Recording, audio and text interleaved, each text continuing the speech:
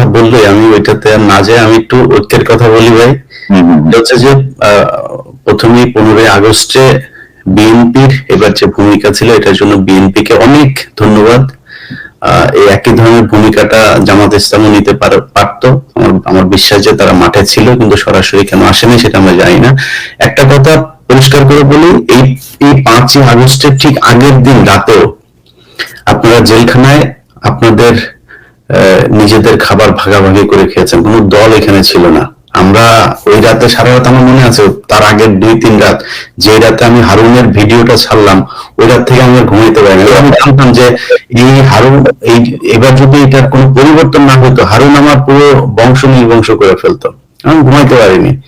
তো আমরা সবাই তখন মানে একদম চাতক পাখির মতো দেশের দিকে তাকিয়ে থাকতাম যে বিএনপি জামাত কারা কি করবে। আপনাদের ভেতরে তো আমরা কোনো বিভাজন দেখি নেই। হঠাৎ করে এখন আমি যেটা লক্ষ্য করছি যে সবার ভেতরে না, কিছু কিছু নেতাদের মাঝখানে খুব অতি উৎসাহ কথাবার্তা বলে তারা নিজেদের ভেতরে একটা বিভাজন তৈরি করছে। দেখেন ভাই, বাংলাদেশে গত 15 বছরে আওয়ামী লীগ একটা জিনিস করতে পারেনি, সেটা হচ্ছে একটা বলার মতো, তুলনা করার মতো একটা বিরোধী দল তারা তৈরি করতে পারে। অনেক চেষ্টা করেছে, সব শেষ নির্বাচনে তারা ড্যামিনেশন ভোট টোট দিয়ে তারপরে চেষ্টা করেছে, পারেনি। বিএনপি এবার যেটা পেয়েছিল, অত শক্তিশালী একটা বিরোধী দল পেয়েছিল। জামাত এনসিপি তারা যদি বিরোধী দলে আসতো, সারা পৃথিবীর কাছে আমার মনে হয় বিএনপির জন্য এটা সবচেয়ে সুবিধাজনক একটা জায়গা থাকতো। ধরেন বিএনপিকে এতদিন ধরে জঙ্গিদের নেতা বলা হয়েছে, এই প্রথম আলো ডেনিস এরাই বানিয়েছে। এখন জামাত ইসলাম তো হুজুরদেরই দল, জামাত ইসলাম, তারপরে এইদিকে অন্য ইসলামী দলও তার সাথে আছে, এনসিপি। আর বাংলাদেশের মানুষ এমনিতেই 500 মানুষ এক জায়গায় হলে 150 মানুষের মাথায় টুপি থাকে। তো এটা দেখে বিএনপির বিরুদ্ধে যখন সামনে ক্ষমতায় আসার পরে আন্দোলন হতো, বিদেশিরা কি দেখতো যে হুজুরদের বিরুদ্ধে। আর হরতাল মিটিং মিছিল এসব হলে মারামারি হয়তো, পুলিশও একটু মারতো। এরা দেখতো যে ওকে ঠিক আছে, বিএনপি ইসলামী দলের বিরুদ্ধে অবস্থান নিয়েছে।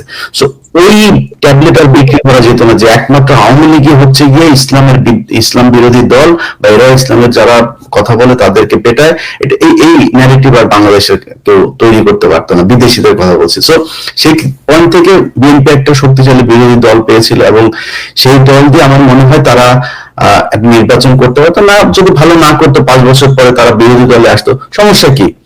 বিরোধী দলে তো এই দেশে অনেকেই ছিল, কোনো সমস্যা হয়নি। তো যখন ফ্যাসিজম এই দেশে মাথা চাড়া দিয়ে উঠলো, তখন হচ্ছে গিয়ে মানুষকে গুম হইতে হয়, খুন হইতে হয়, মানুষ কথা বলতে পারে না, ঘর থেকে ঘরে ঘুমাইতে পারে না, তো এগুলো হয়েছে আমরা দেখেছি। এখন সেই জায়গার চাইতে আমার মনে হয় ভালো জায়গা আছে। আমি যদি কাউকে জিজ্ঞেস করি, আপনারা দুইজন আমার সাথে আছেন, কনক ভাই কালকে ফোন দিলাম, কনক ভাই বলছিল ইলিয়াস খুব খারাপ অবস্থা, গত মাসে খুব টেনে টুনে ঘর ভাড়া দিয়েছে।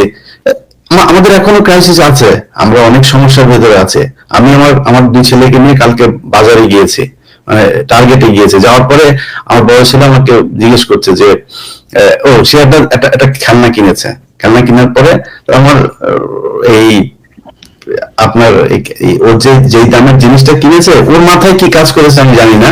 যখন ক্যাশে এসছি, তখন ও বলতেছে যে আব্বু এই ও না, আমার পকেট থেকে কিছু টাকা বের করেছে। তো আমার পকেটে প্রায় 7-8টা $100 নোট।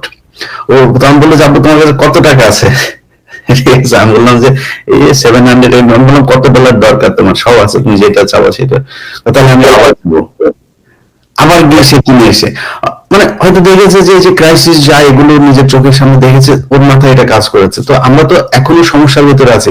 তারপরেও যদি জিজ্ঞেস করি, পিনাকিদার শরীর অসুস্থ, উনি বেড রেস্টে আছেন, হসপিটালে ছিলেন, এর মাঝখানেও যদি জিজ্ঞেস করি যে দাদা আমরা এখন কেমন আছি, আমার মনে হয় 5 তারিখের চাইতে 1000 গুণ ভালো আছে। এবং এই কথাটা বিএনপি এবং জামাতের, এই যে নয়ন ভাই মাঝখানে একটা করলো, তুমি কে আমি কে বাঙালি বাঙালি। নয়ন ভাই, এই তুমি কে আমি কে বাঙালি বাঙালি, নাকি তুমি কে আমি কে বাংলাদেশি বাংলাদেশি, এটার জন্য জিয়াউর রহমানকে জীবন দিতে হয়েছে।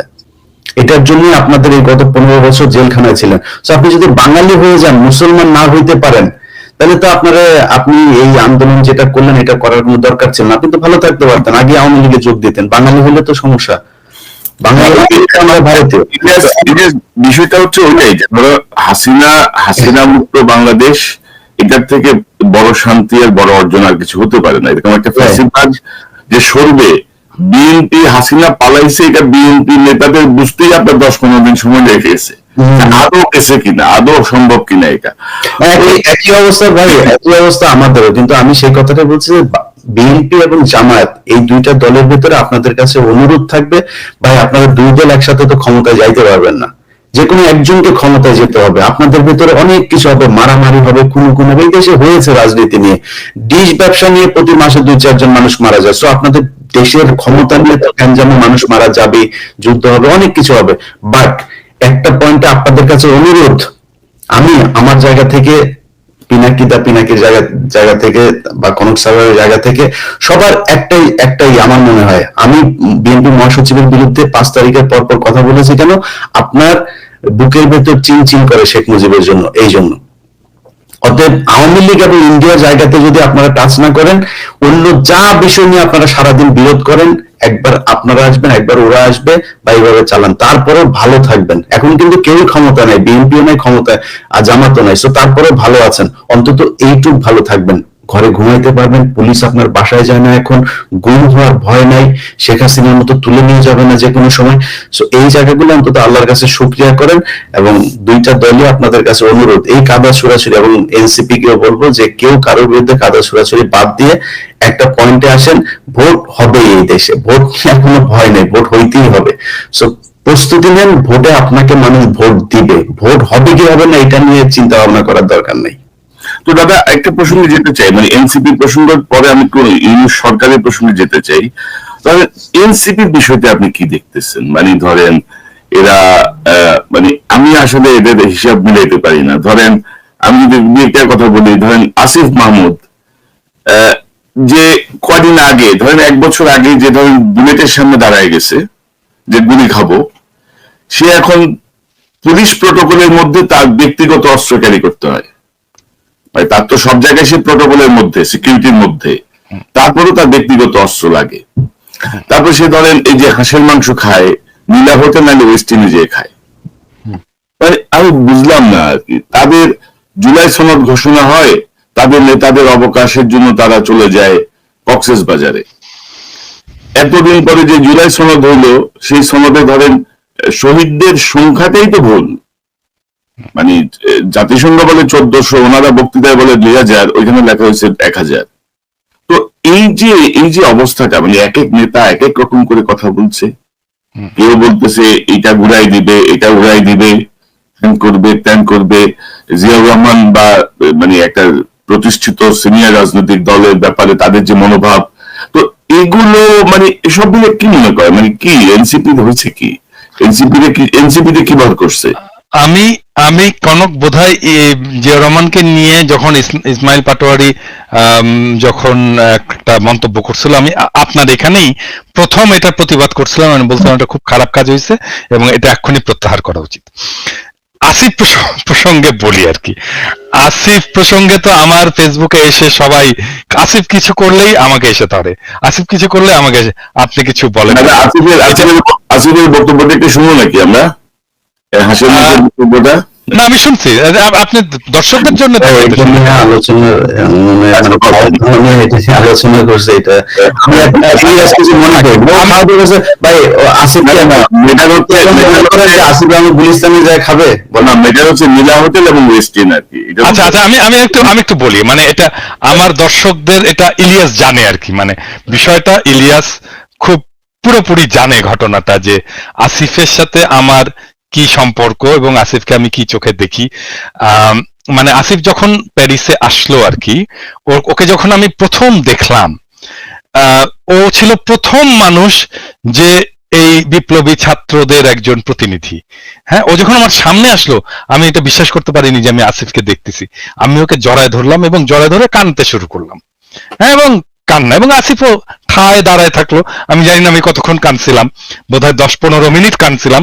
আসিফ ঠায় দাঁড়ায় থাকলো এবং আমার এই কান্নার এটা একটা ছবিও বোধহয় আছে, আমি আপনাকে দেবো, ইলিয়াস, কনক। তো আসিফ আমার কাছে হচ্ছে বিপ্লবের ফিজিক্যাল এমবডিমেন্ট, যে আমার কাছে আসছিল, যাকে আমি টাচ করতে পারছি, ছুঁইতে পারছি, ধরতে পারছি, ভালোবাসতে পারছি। তো একটা আমার সাথে আপনারা জানেন যে আমি খুবই ইমোশনাল মানুষ, এবং সেই অর্থে আসিফের সাথে আমার একটা খুব ব্যক্তিগত ইমোশনাল একটা সম্পর্ক আছে। হ্যাঁ, খুবই ব্যক্তিগত ইমোশনাল সম্পর্ক আছে, এবং ইলিয়াস জানে যে আসিফকে আমি কম বকাবকি করি না, প্রচন্ড বকাবকি করি। মানে এই ছাত্রদের মধ্যে দুইজন আমার বেশি বকাবকি খায়, প্রথম আসিফ আর নাম্বার 2 হচ্ছে হাসনাত। এবং আমি কিন্তু চেষ্টা করি সবসময় যেন আসিফ কোনো ভুল না করে, কোনো মিস্টেক না করে, ওকে কাউন্সেল করা, ওকে শেখানো, ম্যানেজমেন্ট শেখানো। আমি এগুলো ছোটখাটো অনেক বিষয়ে তাকে সাজেশন দিই। ছোট ছেলে, এখন ধরেন যদি কেউ বলে যে মানে আপনি আশকারা দিয়ে দিয়ে আসিফকে এরকম করছেন, বলতে পারে যদি বলে, হ্যাঁ, কিন্তু আমি আসিফের প্রতি ওই স্নেহ, ওই ভালোবাসা, ওইটাকে আমি সবসময় নার্চার করব। আমি আসিফের এই কথাটা বলাটা ঠিক হয়নি, এই যে আমি ওয়েস্টিনে যাই, এই কথাটা বলাটা ঠিক হয়নি, এবং আমি কিন্তু সত্যি খুব রাগ করছি আসিফের উপরে এই কথাটা বলাতে।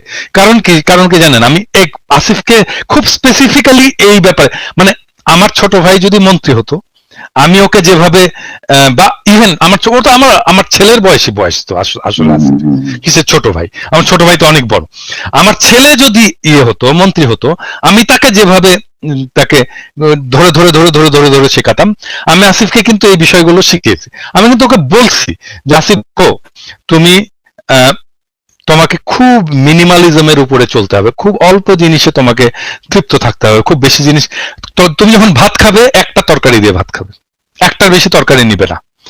আমি বলছি কেন নেবে না, কারণ তোমার দেশের মানুষ একটার বেশি তরকারি দিয়ে ভাত খেতে পারে না, তুমি তার জীবনটা বুঝতে পারবা না তুমি যদি এটা না করো, তুমি এই কাজটা করো। আমি কিন্তু এক্স্যাক্টলি এই কথাটা বলছি। এবং যখন আমি দেখলাম যে আসিফ বলতেছে যে আমি ওয়েস্টিনে যাই, আমার খুব খারাপ লাগছে, আমি খুব বেদনাহত হয়েছি মানে এটাতে, আসিফের এই কথাতে।